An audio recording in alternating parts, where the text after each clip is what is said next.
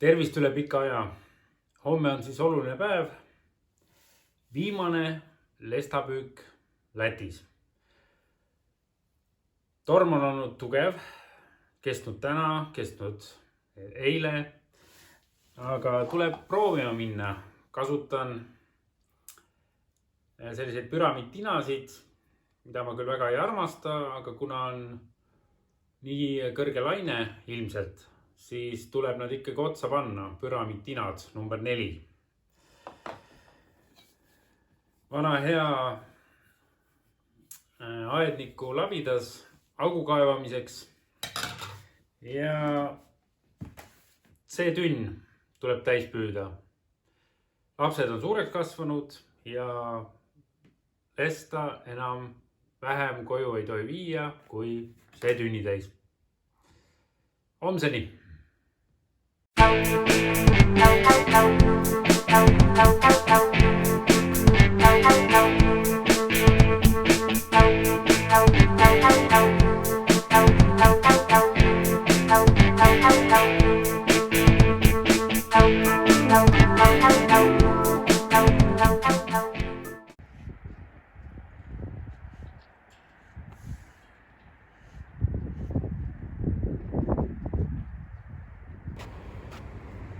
Niisiis, olen Ventspilsis kohal. Maandusin siia ühele laste mänguväljakule. Tuult nägite, lipud lehvisid.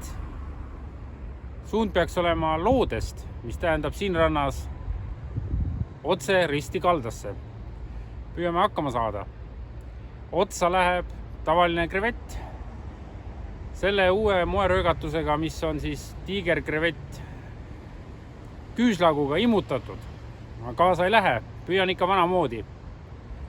Varsti näeme, milline on meri.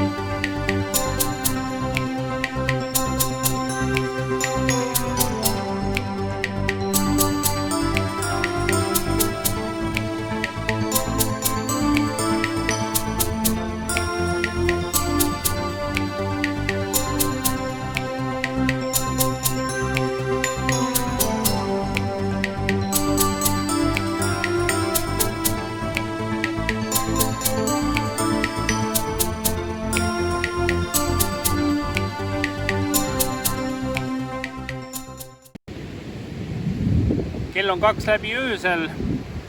Olen nulli peal. 2 peamist põhjust tooks välja. Esiteks, kala tundub, et on vähe.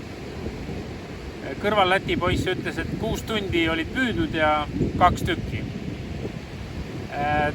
Teiseks kindlasti varustuse pool, et ridval on mul natuke lühikesed ja niipea kui 2 suuremast tinast ilma jäin, meri võttis need endale, siis ei olnud ka pidamisega mul väga head lood, nii et ma ühe väiksema püramiidtinaga üritan hakkama saada, veel hommikuni püüda. Vaatan, ehk annab meri veel midagi mulle konksu otsa.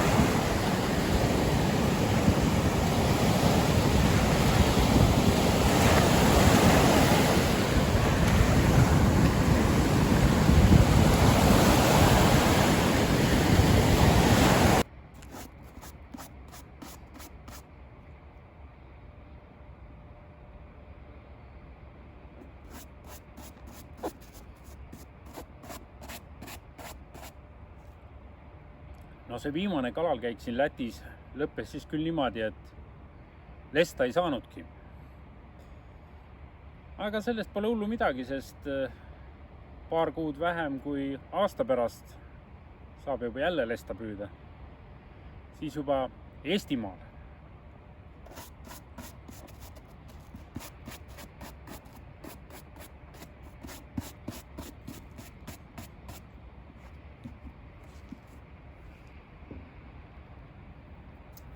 Vaat niimoodi.